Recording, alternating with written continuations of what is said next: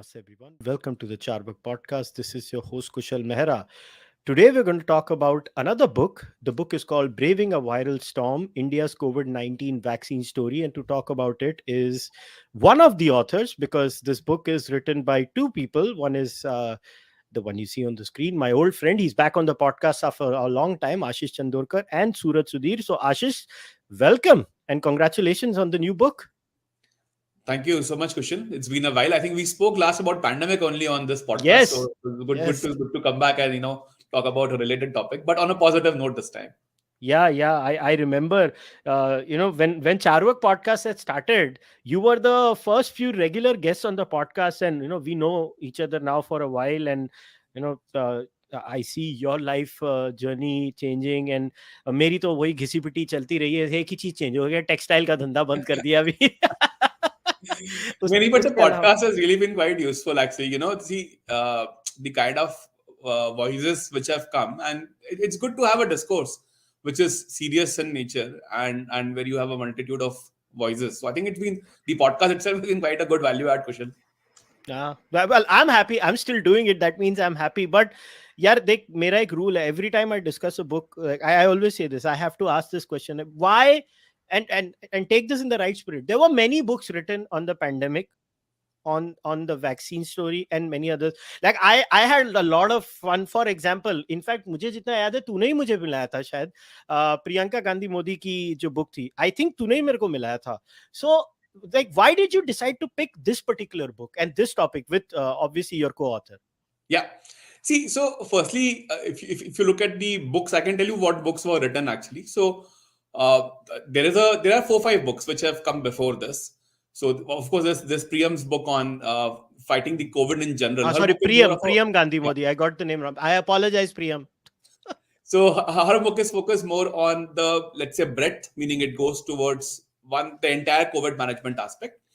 Then there was one book by Dr. Balram Bhargav, which was focused only on the Covaxin story. So because ICMR was like the partner in the development of Covaxin, so उन्होंने जो लिखा वो पूरा, that was just focused on one topic, which was essentially Covaxin. Then there was Barkhazat's book, which was again fighting about COVID, her experience, but that was more of a personal experiences, right? Field journalist kind of a thing. Yeah, and exactly, on the road and what she observed and all of that. And there were a couple of books, I think, which have been written about the whole regulatory aspect of vaccine approvals, and some people are saying there were problems and stuff like that, right? So there were books around that. So there was no like single book only on the breadth of vaccines, right? So there was breadth of COVID in general, there was COVID response in general, there was depth of one vaccine, but there was nothing on, let's say, just the vaccine part of the story. So I mean, I wouldn't say it was like a gap, but still I think there was a story to be told, because this is a story of achievement and accomplishment and so on. The book also focuses on the achievement aspect, like the fact, how did we get it right? So I think slightly different kind of, let's say, niche of the content and of the tone as well.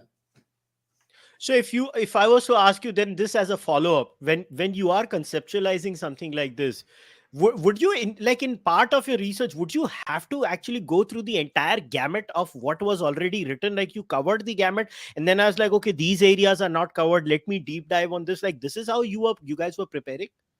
See, Kushal, if you look at the vaccine story, if you remember, we ourselves had spoken on this podcast about the vaccine growth and, what the gaps were and how could this be better. I think this was in June, July 2021, if I remember correctly, somewhere around that time.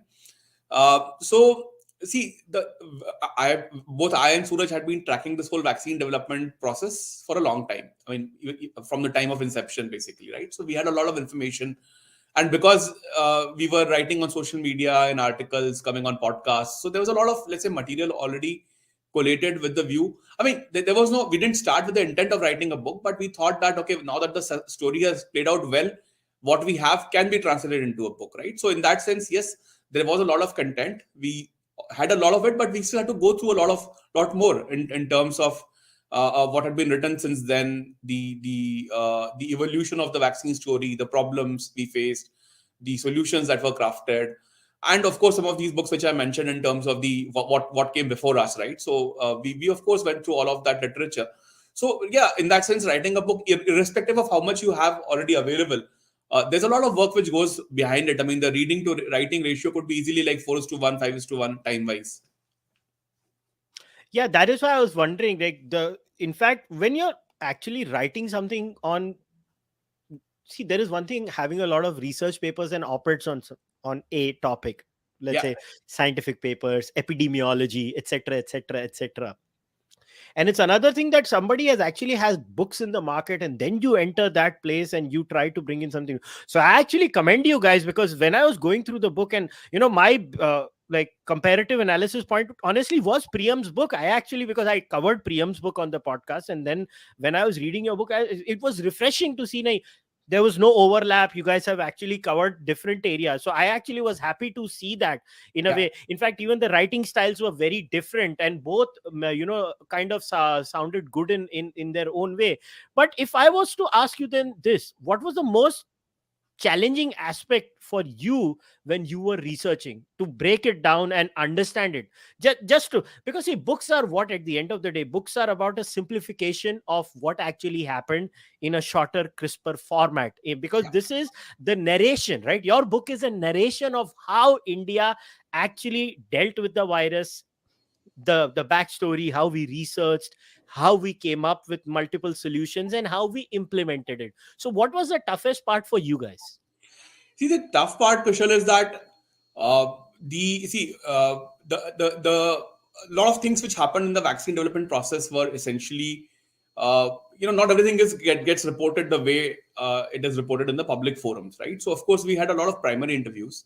So the tough part was really to match these versions, because when you speak to, let's say, I mean, we have spoken to about 40 odd individuals, right? And for the book, some have spoken on record, many have not consented to provide their names, so we haven't named them. But when you have 40 odd records of the same, let's say, meeting or the same kind of process, then you also have public records of what was reported. Again, see, even between two newspapers, you can find differences of what the account is, right? Like one journalist may have got some source, some other journalist may have got some other source.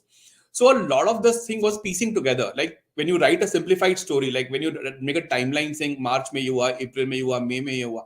So even that we had versions of for the same event. So what was really difficult was to really, sift through this and say, okay, fine, this seems like the most plausible scenario, or can I go back to reconfirm this with XYZ person, right? So I think this, although it is very recent history, I mean, it shouldn't even be called history. We are living it. We are living through it. But the point is that even with the last 2-3 years account, this was a major challenge. That for the same kind of a let's say outcome, we had very different versions of what really played out. So I want to dwell a little more on this versions, because I struggled. So last year when I was in North America for like a 4-month period, um, the biggest struggle that, Ashish, I faced when discussing India's COVID journey and India's vaccine journey was, Indian media ने क्या लिखा है वो छोड़ देते हैं एक time के लिए. I want to focus on western media and their portrayal of what India was doing. Yeah. And I want to use an analogy this time. So unfortunately, China, because I don't wish any death on anyone. That's not what we are in the business of. And I could see patterns of this recent wave in China, and the same media outlets again started the same shenanigans. Like, I can never forgive those people, who put those pictures of the funeral pyres when during the Delta wave. I will never forgive them. As an Indian and as a human being, I cannot forgive those people, because they were completely lacking cultural sensitivities because of multiple reasons. But the Western media's portrayal of what India was doing, and specifically the Western media lobbying against Covaxin as a vaccine itself. Yeah. If you remember how much of a struggle was there to get Covaxin registered in the entire process, and every time it was like, "Arey, India is not filing its paperwork." So, can we spend a little bit of time on that aspect? So this definitely is a challenge, Kushal. See, I had one. So there are two things. One is that the Western gaze has got a certain template. The fact that a country, and then we can talk more about this, but if you really see, India actually ended up developing the most number of vaccines on different platforms, right? So we had, Yes. I mean, not everything was researched in India, but India had a big role to play, right? So for example, in the inactivated virus, we had Covaxin, we had adenovirus vaccines, you know, there was Covishield, there's also Sputnik, there was also the protein subunit vaccine and Corbevax. We did the DNA vaccine with Zydus Cadila. The Genova guys in Pune worked on an mRNA vaccine. So, you know, we had this whole bunch of things which were made in India. Some researched in India, some manufactured on a contract basis. So there was always this issue that uh, uh, like this is not accepted very kindly in general. I mean, we see this across domains. It's not just healthcare, by the way, but basically anything which seems to be going right will be questioned, saying, is it being done the right way? What else is it hurting? Like, you know, stuff like that. So those stories are always there. You take from any walk of life. So the fact is that Western gaze is not going to change so easily, because the media especially works in a certain way, and in fact it's probably only got worse over the years instead of improving, right? And perhaps as the country grows further, you see more kind of talks of quote unquote equality of size of the economies, or influence in the world, you know, whichever we want to characterize the let's say the rise of the country. I think these challenges will occur, will be there. So that is one part of the story. The second part is, of course, on the international approvals, etc. It is also a fact that our industry has largely been in the past been either a generics industry or a contract manufacturing industry, right? So this R&D is a relatively new thing for us. It's probably only grown in the last 15 years, 20 years. So there are, of course, also processes to understand, right? Because these processes have been created again by the same people, like, you know, like the international bureaucrats, or the Western bureaucrats, who have defined what you call these rules-based systems, right? So our industry also may not have seen the full kind of, you know, complications of what might happen. Like sometimes you take it as a कि ठीक है, ये process है, you have to follow it. But the fact is that the process may have several nuances which you have not gone through, especially for a very complex product like vaccine. It may have been done for in case of medicines in some cases, or it could be country-specific compliances, for example, like what we do to our export markets in US or in other markets. So I think there is certainly a learning for the industry as well here.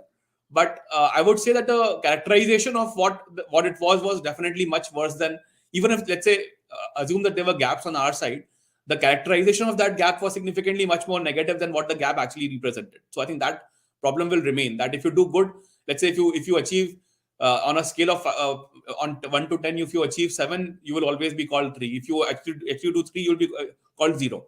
So it's a problem. Like, you know, I mean, it's an ongoing thing which will need to be addressed, and I think some of it will also, as the engagement grows with more international bodies and so on, I think some of it will probably get addressed over time.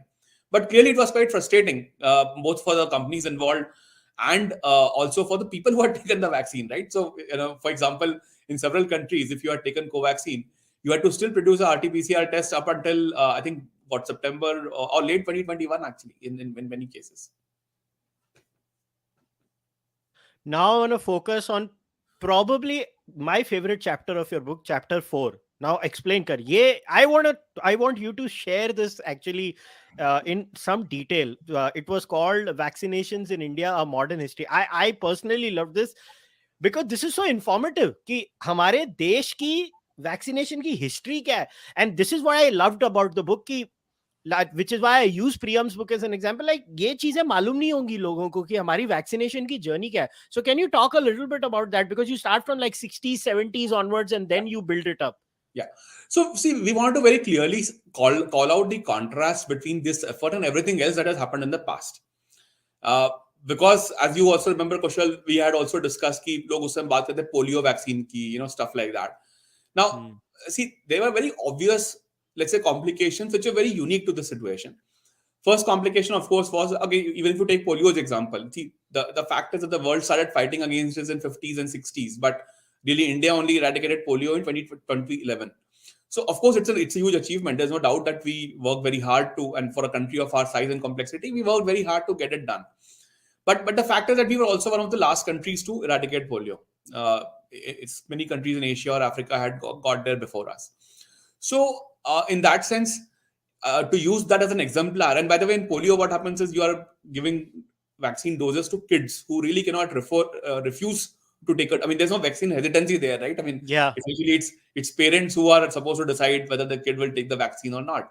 And vaccine itself is also a drop now. I mean, in the more modern avatar, it's actually not a vaccine in the sense of having a inoculation, right? It's essentially a drop that you are taking. So the so the process is relatively easier, and the decision maker is someone else. It's not the person who's taking the vaccine. So so this was, of course, a very obvious difference. Adult vaccination is not the same as child vaccination, and the fact that we still achieved took a while to kind of get it done. So it also says that our healthcare probably infrastructure was not really geared up for these kind of investments or nationwide drives. I mean, in I think in all seriousness, we started only in mid 90s basically, right? So and then it kind of picked up over the next 15, 20 years. So that was kind of one obvious kind of problem. The second thing which we've tried to bring out is that for all possible cases of vaccinations earlier, irrespective of what the diseases were, the vaccines actually came from outside. Uh, Yeah. they, like some from Soviet Russia in those days, later from the US. So in very few cases, we had our own vaccines available. Certainly not trialed in India at an early stage, meaning we may have got there at a later point for some So diseases. it's just for a clarification. So when you say vaccines came from outside, do you mean basic primary research was also done outside? And even manufacturing. So we just imported the Okay. vaccines as a finished Okay. product, basically, right? So Hmm.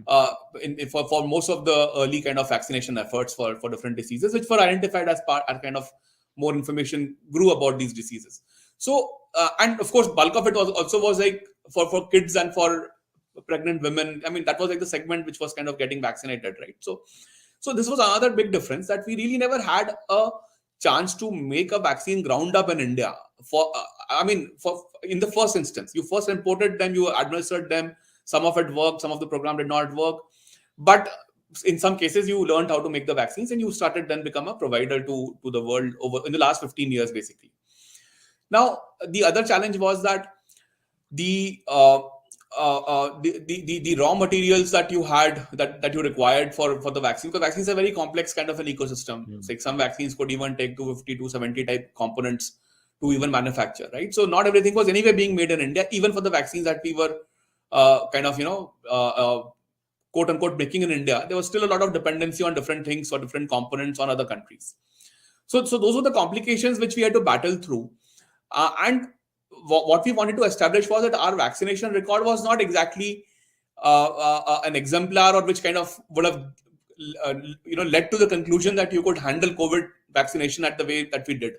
So when people say history is a predictor of future, if that were the case, the future would have been very bleak. I mean, the future or the COVID-19 predictions would have been really, really bleak in the way we have handled past vaccination efforts. In fact, even if you see the whole electronic vaccination information network, which we created only in 2016, which tracks the availability of vaccines in India across the cold chains, because in India, like Himachal, say, distribute hoती हैं vaccines in from one of the centers. They go to different states and depots. So even that tracking was not very good until this even was constructed. This even platform was designed. So I think this chapter, the reason we wanted to bring out at history was that if you were to go by history, we no one would have. I mean, we ourselves wouldn't have given any chance to our own vaccination effort, because the history was not very exemplary. I mean, there were of course achievements, but were far and few between, and they took a lot of time. So that was the intent, and I think it also kind of serves like a one repository of. I mean, I have not come across like any source where a full story of our own past vaccination effort is kind of laid out. So that chapter becomes like a reference source for anyone who wants to use it in terms of what has happened in India in the past. I couldn't agree more. Like that chapter really got me excited. I was like, damn, this one chapter packs in so much information about our efforts. And what the one thing people don't realize is when it comes to vaccinations, it's like a decade long process, right? So the Yeah. biggest challenge COVID threw, and this is not just to India, just for the record, it was to everyone across the globe, like to do three trials on X number of people, and that too using indigenous technologies. is nothing short of a miraculous achievement, which I think, like, why do you think Indians are not able to grasp it? Is it a messaging issue, like we're not able to even tell our own people how vaccines are made? I mean, it seems like, we always tend to underplay the achievement, right? Like, this is actually a humongous achievement. Yeah. Not just for India, by the way. Every country can claim this, right? Like, this has never happened in the past in the human history. Yeah, That we for were able to. humanity it is something to Yeah, celebrate.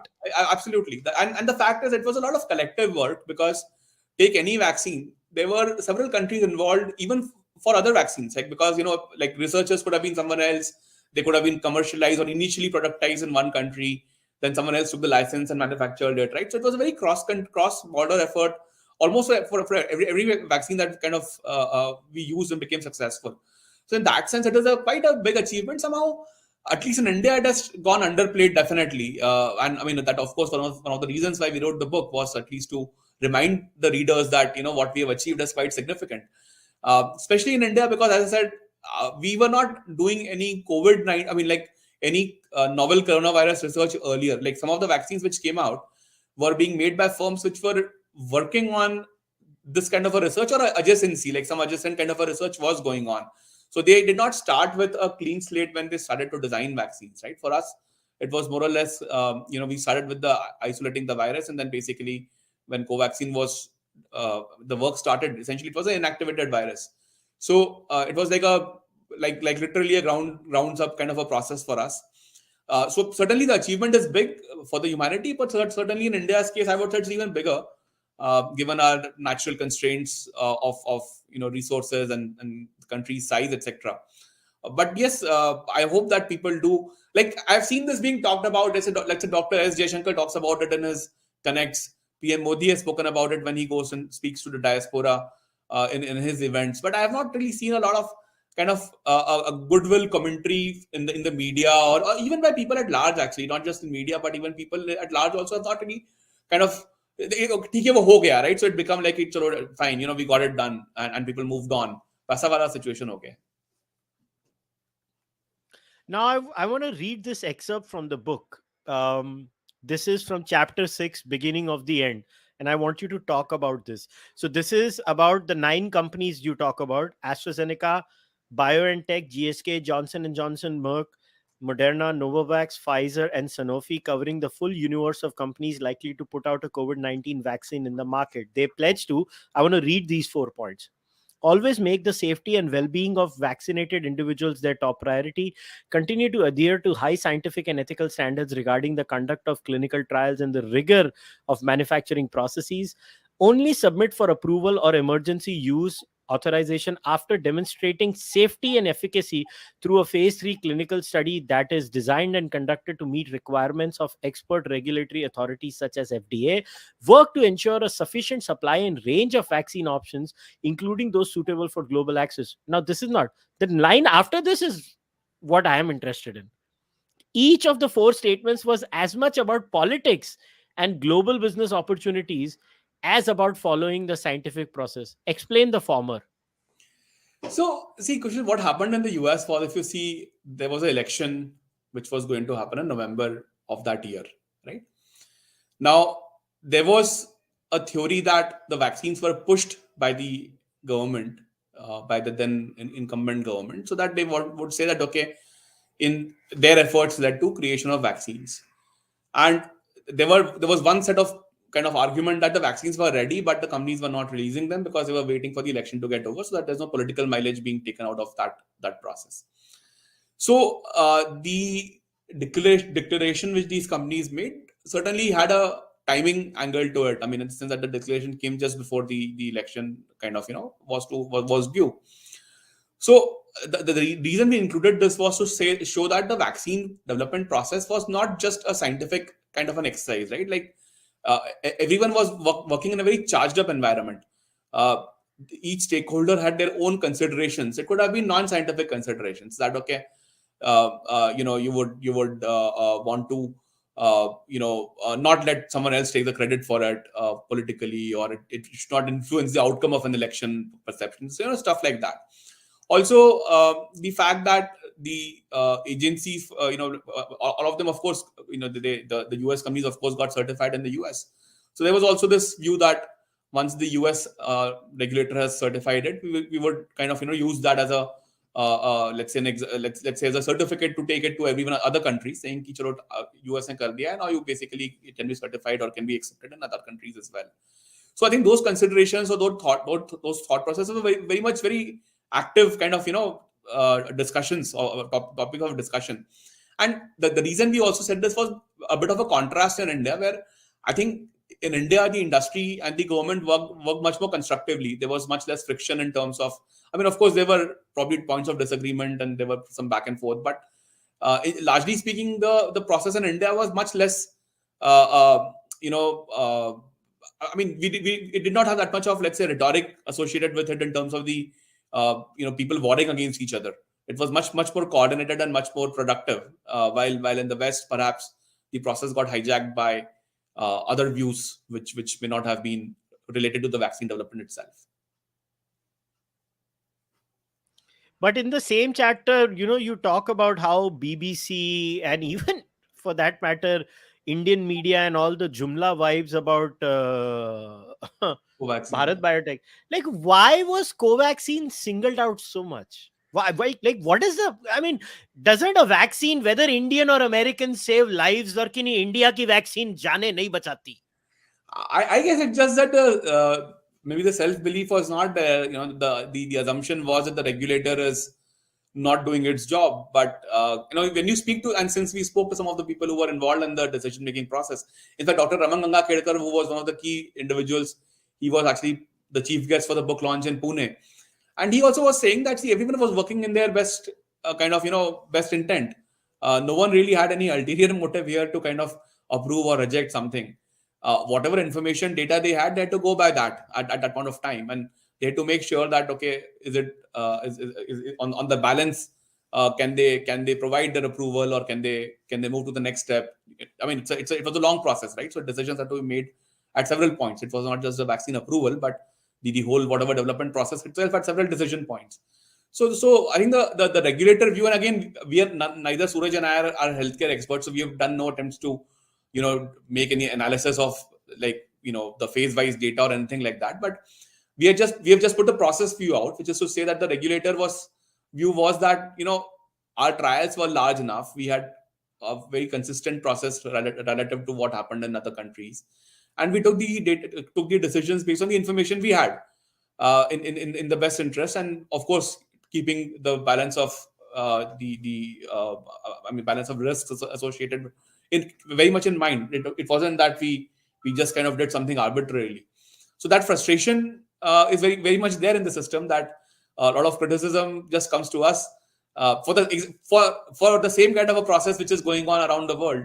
But there's more criticism which comes to us because perhaps there's not enough self belief that what we do is good enough.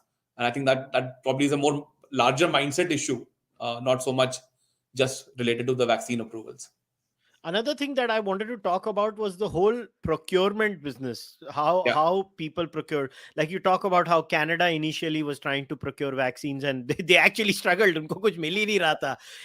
Until the extent I know so many extended friends and family in Canada who got AstraZeneca first, and then they were like, "नहीं, हम तो Pfizer के लिए रुकेंगे." I mean, at that time, all that silly stuff was also happening. नहीं, Pfizer better है, नहीं, AstraZeneca better है, नहीं, ये better है. It is almost as if, नहीं, मेरा iPhone है, तेरा Android है, iPhone is better than Android. अरे यार, वैक्सीन ले, आगे बढ़, जो मिल रही है सब सेफ होनी चाहिए, गवर्नमेंट ने अप्रूव की है. That should have been the mindset. So can we talk a little bit about how India went about procuring its vaccines?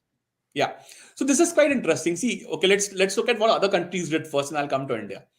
See, in the case of US, they basically give a lot of money to the vaccine developers to start off, to multiple developers. I mean, of course, most vaccines did not get made from what they had funded. Only a few came to the market.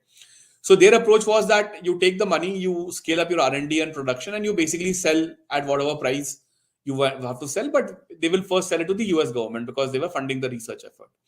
So usme se they had already created let's say, their view was that you would create an advance purchase agreements or give orders, forward-looking orders. And of course, in the case of the US, they had done multiple doses also, right? So they had also stockpiled assuming that there could be 3 or 4 doses required. So they had also done a bit of a stockpiling. So that was one approach, that you throw money at the problem and of course hope that the science kind of comes out well out of it, and then you claim your share or your right to use those vaccines. A similar approach was used by the EU, but much later. Like they probably had a 2-3 month delayed decision on this relative to the US. So in what happened in their case was that since none of the vaccines came out of Europe, if you know from their companies, they had to. I mean, of course, BioNTech itself was Europe, but because Pfizer did the commercialization, so it became more US centric rather than Germany centric. But of course, they did not have a very clear, let's say, line of sight on any vaccine within continental Europe. So they had to then kind of rearrange and struggle to kind of put advance purchase orders for the same vaccines, which was Pfizer, Moderna, AstraZeneca. So that was one kind of an approach, and which is why if you see when we had last spoken, Europe was still struggling for vaccines, right? Like in April, May, June 2021, even they were struggling despite putting in, I mean, paying advances and paying a reasonably high price. I mean, they were still struggling around that time. In fact, their I own think the vaccination. only people who got vaccines fast were the Israelis. Yes, but they also shared the data, so it was a bit of a testing kind of a phase where they also shared the data from the vaccination efforts to the company. So they also had a little bit of, let's say, I mean, like यदि India में होता तो उस पर बहुत सारी बातें की जाती कि भाई आप तो अपनी पॉपुलेशन को ट्रायल पॉपुलेशन बना रहे हो, उस तरह से फिर एक होता. So it was not a very, let's say, obvious choice for us, definitely, and especially for a large population. Then, of course, there was UK, which took the US route. UK had one vaccine, which was, I mean, University of Oxford had worked on the vaccine. Then later, AstraZeneca commercialized the vaccine. So, and AstraZeneca had also done the other thing, which was to go along with Serum for mass production, right? So they were also ready for. They understood that they may not be able to scale up the production as fast in Europe or in UK. So they basically started with a tie-up with Serum for mass production of vaccines. So some countries had some line of sight, but even if they had paid money, it wasn't obvious that they will get the vaccines. That was a very important point to note. क्योंकि हमारे यहाँ बहुत criticism इस बात का हुआ कि हमने पहले से पैसे क्यों नहीं दिए, बट जिन्होंने दिए उनको भी वैक्सीन मिली नहीं एक्चुअली, मतलब बहुत टाइम बाद मिली. So that was actually not really let's say the foolproof way of getting the vaccines.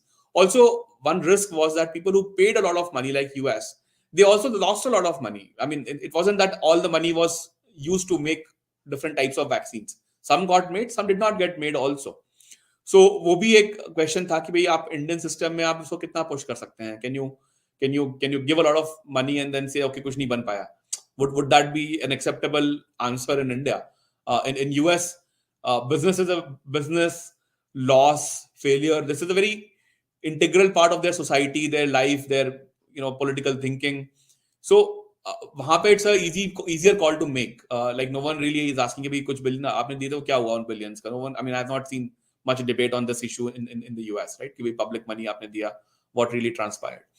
So our approach hence was that of course we had the advantage that Serum was making Covishield in India, so we had the advantage of purchasing those doses. But in terms of Covaxin and some of the other vaccines which got made in India, our approach was the government will play a facilitative role, which is to help them through the trial process, to explain them the efficacy aspect, the efficiency aspect, interpret the results.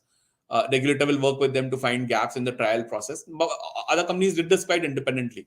In India, the government was quite closely involved in the process. I mean, the government agencies were involved. So then as the vaccines started getting approved, India started placing forward orders. So India started placing orders कि ठीक है, we will have reasonable chunks of orders which don't put immense pressure on the companies to really कि नहीं अभी मुझे 5 factory लगा देनी है कल जाके. You had some visibility, and then a natural ramp up happened of production between March and June of 2021. So, and after June, as you see, it's been a very different story. Like since starting July, we were completely on a different path. So it was not even like geometric progression, right? It just kind of went off the charts in terms of the scale at which we produced. So so this was the production part of it, and how it concerned how the government got the access to the vaccines. Now the actual procurement, if you see, we initially said that central government procure karega. The entire procurement was supposed to be done by the central government till about April.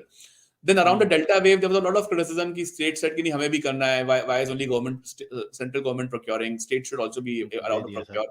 Municipal corporations should also be allowed to. Anyone should be allowed to procure. So government did make it open around 18th of April of 2021. Then states floated tenders. Then municipal corporations floated tenders. But what really happened was that either no one responded to the tenders, or those who responded were essentially agents, like they were traders. They were hoping that they will buy a vaccine somewhere, perhaps cajole some US company to give some vaccines and get them to India. But they were not really they were not able to themselves.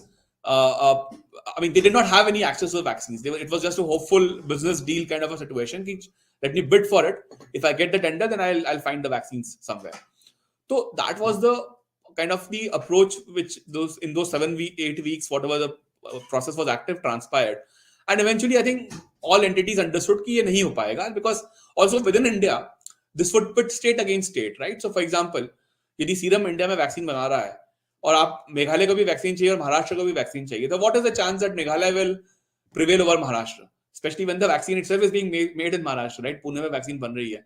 So what leeway or leverage would a small state have over a large state in situations like these, right? So I think these problems were probably not thought about when the demands were being made, but I think they played out. Like in the 7, 8, 10 weeks, people understood कि ये नहीं हो पाएगा. This is not the right way. You cannot be competing for a scarce resource within the country and just leaving things to traders basically.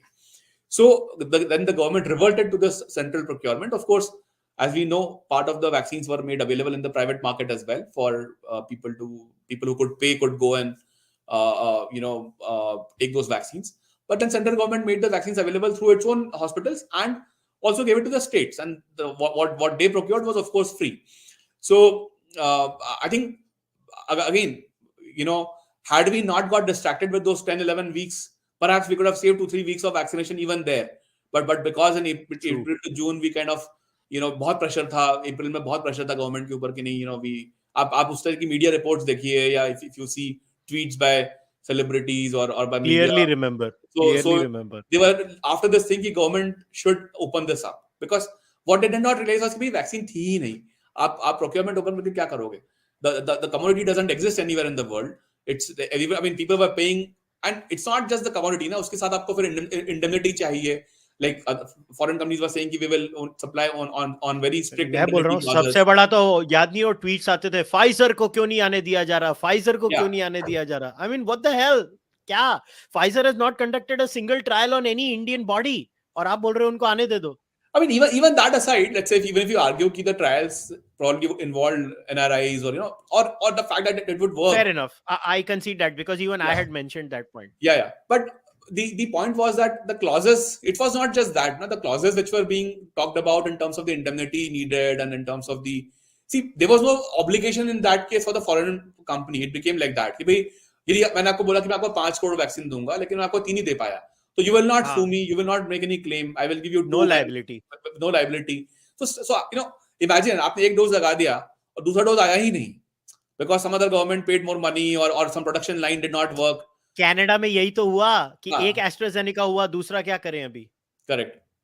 So I think these kind of issues were, we kind of skirted these issues, but these were difficult decisions. जब it is easy to criticize, but अब जब government को तो सोचना पड़ेगा ना ये सब चीजें. आप लिख रहे हो आर्टिकल या आप ट्वीट कर रहे हो, तो आप इतना नहीं सोचोगे आगे का कि भाई ये सब प्रॉब्लम्स हो सकती हैं. But these are very real issues to be looked after.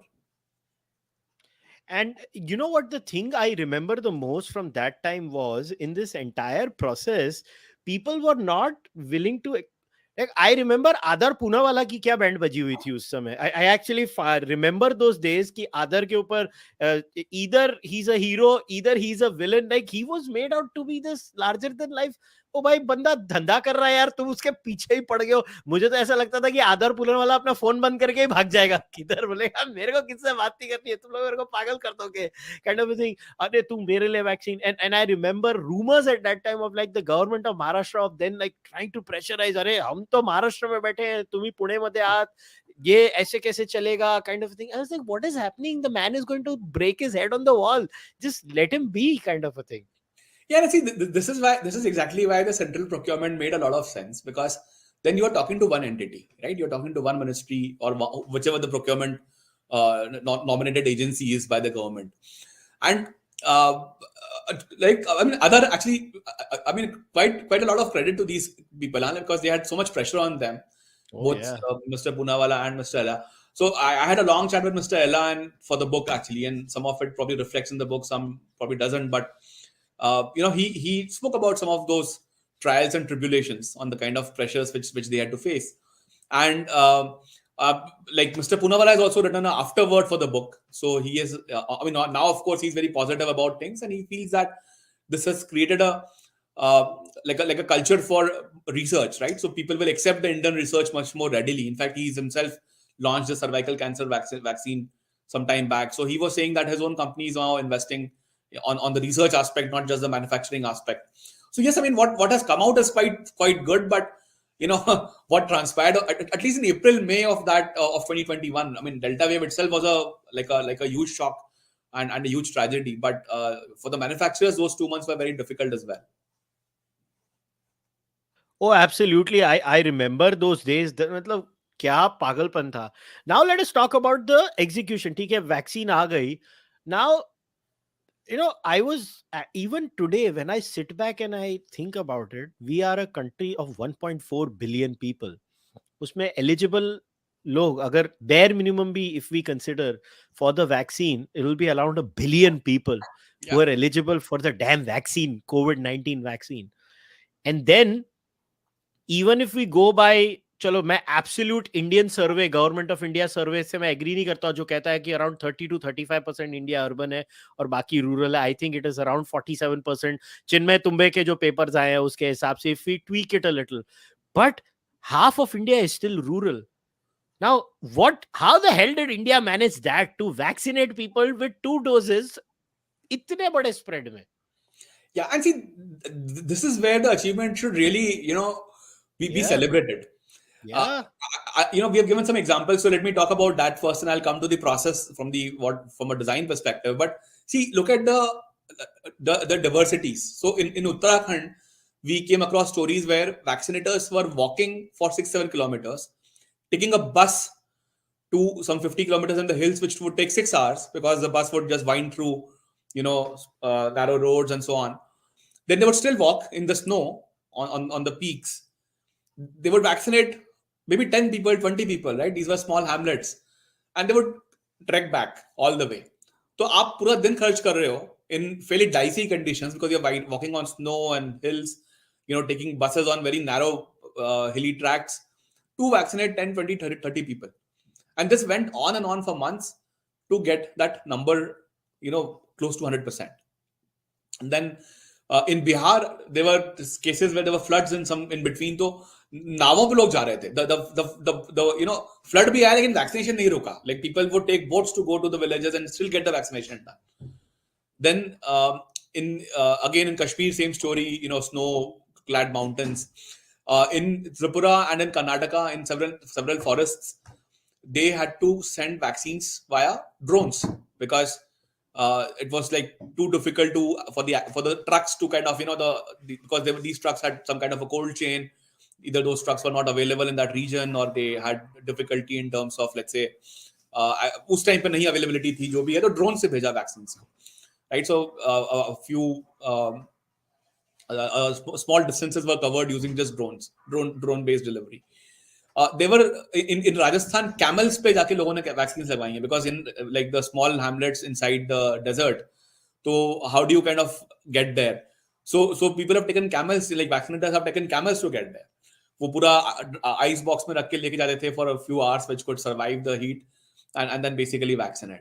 So I mean, see, these are quite inspiring stories because itna pain. I don't know if any country has taken this kind of a pain to get the numbers up to close to 100%, right? I mean, of course, our numbers will be about whatever 90-95% range में जो भी रहा होगा, but finally numbers, so we need to check now what the exact position is. But I mean, it wasn't easy at all. It wasn't like कि भाई आप बस vaccine जैसे यूएस में क्या हुआ कि आपने बोला फार्मेसीज में लगवा दो तो अब ठीक है, people, I can go to one pharmacy one day, for the second dose I can go to another pharmacy, and there's no central record of कि मैंने लगवाया कि नहीं लगवाया actually, right? There's no one central. I mean, it's my responsibility to ensure कि I have taken 2 doses at the right time. वो तो card लेके घूम रहे हैं यूएसए में लोग. Yes, absolutely. In fact the funny part है सूरज who's a co-author, उसके पास भी कार्ड है. He himself doesn't have a electronic, he lives in California, but उसके पास भी कार्ड ही था. तो Yeah. ही वाज सेइंग कि जैसे वहां पे कैसे हुआ कि आपने, मैं फार्मेसी में गया, मैंने एक डोज ले लिया, अब वो फार्मेसी वाला आपको कॉल कर रहा है कि भाई आपका टाइम आ गया सेकंड डोज लेने का, लेकिन आप वहां पे नहीं है उस शहर में, और if you have gone somewhere और you travelling on that day और ड्यूरिंग दैट पीरियड, तो you went to a different state and took a vaccine there. So first, so that guy is asking you कि what is the proof कि आपने first dose लिया था, or is this the second dose? So some people were just not even asking the question. They were thinking, ठीक है ले लो, whether it is first dose or second dose or third dose, you track. I mean, there's like no one tracking it for you कि भाई क्या process हुआ है. So I think not that kind of a system would not have worked in India, right? Like even in the countries like you can say US, France, Italy, Switzerland, I can think of, because I saw some of it myself in Switzerland also, that there were fake certificates being issued, fake digital certificates being issued in Switzerland. So, uh, in a country like India, where as it is, there is lack of trust in the, let's say, papers, basically, right? People don't always will say ये तो paper कहाँ से आया. तो उस situation में आपको ये प्रूव करना है कि आपने 2 वैक्सीन लिए हैं, and based on that there some kind of a, let's say, eligibility of access to airport और train, so whatever, some kind of a vaccine passport type rules which are being framed. So how do you kind of get this done, right? And उसमें फिर ये technology का use किया गया. So the best part, Kushal, is कि the पहली meeting जो हुई थी in the PMO on potential use of technology happened in May 2020. Now, please note that in May 2020, vaccine had just started being, I mean, people had just started signing these PPPs to research vaccines. Vaccine आएंगी या नहीं आएंगी इसकी कोई guarantee नहीं थी, right? या कब आएंगी ये पता नहीं था. But in the COVID chapter, I had mentioned this, that the first meeting which PM held was in May, and PM had very clearly told even then, apparently, to these people that बिना technology के vaccine नहीं लगेगी India में. You'll have to have a mechanism. Because वो trust create करने के लिए भी वो प्लेटफॉर्म आपको लगेगा for people to say that there's a centrally endorsed kind of a system, which where you can say कि, और यूनिफॉर्म होना चाहिए अक्रॉस स्टेट्स, ये नहीं होना चाहिए, because हमारे यहाँ interstate mobility is also very, very high relative to a lot of other countries. I mean, let's say in Europe, for example, people don't move from one region to another region in the same country. They can move across countries, but not necessarily within the country. So this was very clear that we will need a very technology-driven solution. And the entire assumption, I mean, we never considered not having a system. So this is a very critical decision, that we said that the program will launch with a system. There will be no such provision कि आप manually कुछ भी करेंगे. This was a very, very important point, because making COVID was as difficult as making the vaccine, by the way, right? So we did not just make one difficult thing; we made 2 difficult things. That we would always go with COVID, and of course, COVID was also repurposed. वो even जो मैंने कहा vaccine tracking के लिए, उसके ऊपर COVID got repurposed by having a lot of front end applications. So Aadhaar authentication, your family records, your personal records, your booking, time slot booking, availability का जो view था across hospitals in your region based on pin code search or pin code based on city search. Then the digital certificate I mean the ability to download digital certificates. The information on vaccinators, batch of the vaccine. See, actually, if you see your certificate, there's a lot of detail on it. Huh? Like it talks about not just the vaccine name, but also the batch in which it was produced. So यदि कुछ होता adverse effect, so the entire batch could have then been tracked and traced, right? That was the intent there. Then the vaccinator's name, the location name. So it was all very clearly outlined in one place, that this is how the vaccination was administered to a person. And again, this COVID is a huge story in itself, because बहुत जल्दी इसको develop किया गया in terms of the iterations. I think, of course, the system took some time to stabilize, perhaps 2-3 months it took to, but it's a natural है. Like anyone who has used IT would know कि such a huge system will take time to stabilize. But roughly in 6 months we got it done. December से शुरू हुआ उसका जो repurposing था, and by mid June things were quite all right actually. And we launched with COVID, which was very important, that we had some version of tracking literally from the first day. So this is also a pretty big achievement. You know what is I always wonder, because I know, because मैंने मेरे in-laws का भी वो card देखा है vaccine का. Canada में नहीं था, मगर my in-laws, I think when COVID happened, they were stuck in America. They had gone there for some reason, so they had to get that vaccination in America. So उनका वो card का system है. And I used to find it like, ये क्या है, नहीं ये digital है, ऐसे है वैसे है. It's like, America is, but one thing that their system of having get your vaccination done in any pretty much any pharmacy, that was nice. तो वो मैं उनको appreciate कर रहा था, मगर ये कार्ड का system मुझे उधर का But समझ नहीं पड़ा. that was true in India also. No? You could go to a different city and get it vaccinated, right? I mean, of course, you had to go to a state could say कि नहीं हम अपने state वालों को पहले कर रहे हैं. All that was fine, but that option was available. You could go to a central hospital and get it done. The other thing, Kushal, was that okay, talking about this point, हमने एक New York times की ही story को refer किया है, which talked about how some two nurses made 1.5 million just selling fake vaccine cards. Now, if you see that story of New York Times versus what they write about Indian problems, so okay, firstly, thanks. We should thank them that they actually reported on that story. वरना वो भी नहीं आता बाहर कि मतलब, but reporting तो हुआ उसके ऊपर कि चलो हमारे यहाँ ये problem हुई थी, उन्होंने बताया. But you look at the tone of that story, right? Like versus what happens in India. Now, this is such a huge problem, right? Because this is a disease which is spreading through contact and which is spreading through people-to-people connections. तो यदि आपने vaccine certificate ही fake बना दिया तो this essentially is a huge risk to the I mean it continues to be a risk to the population, and by the way that is showing up in the US because even now there are cases which come up. I mean we are sitting in what February 2023 and you still have cases and deaths happening. So now but look at the tone of that reporting. India में कुछ भी छोटी सी भी चीज गलत हो जाएगी तो दे विल से कि नहीं दुनिया डूब गई, यू नो पूरा सिस्टम बर्बाद हो गया है. और वहां आपके यहाँ मतलब and this is just one story. God knows what else has happened, right? This is what we could figure out. And so yeah, like this Western gaze is a problem for the same kind of story also, unfortunately. Yeah, I know. So maybe we can end on this. How much of a role do you think and the leadership had to play in this entire process? What do you think? Not just the prime minister, I would say different cogs in the wheel, starting from the prime minister all the way down. How? I mean, it is fashionable to go after politicians, but I think it should also be slightly fashionable to give credit where it's due. Do you think that has happened in the entire COVID story in India? So I mean, I don't know if it has happened, but definitely in this case, PM's brand was a very critical part of the whole story. See, Yeah, because हमारे यहाँ trust was the most important part. How do you build trust in the whole process? So absolutely. when the regulator is saying कि I find that the vaccine is safe, how do people believe that it is safe? Now, if you note, PM took the Covaxin very early on, 1st of March 2021, when his turn came as per the age group. Then he went to the hospital and took the vaccine. So again, it was not coincidental that he took Covaxin, right? I mean, as a PM, he could have asked for any vaccine basically. And by the way, there have been cases where we have seen that in several countries, the heads of state, even if Pfizer, etc., or Moderna was not available, they have gone and taken those vaccines for themselves, even if the population did not have. Dubai में जाके लेके आ रहे थे लोग, Dubai हाँ, Singapore में. I've read about several countries where their heads of state have just called for those vaccines, like few doses, just for key people, stuff like that. So हमने वो नहीं किया. PM actually kind of led from the front on that count कि भाई Indian vaccine है, safe है. So like the decisions like these कि भाई COVIN यानी एक electronic platform होना चाहिए. The fact that we signed a PPP for a vaccine development, again, those kind of things don't happen in India very routinely. Then this whole facilitation aspect of keeping the factories open. See, by the way, our vaccines got made through the worst period of COVID. Through the production happened through Delta wave, right? Like through Feb to May of that was all the wrap up happened through the worst phase of COVID itself. So that needed a lot of decisions in terms of lockdowns. कैसे ease out करना है? How do you get raw materials? How do you ensure कि भाई US से जो चीजें चाहिए वो आती रहें?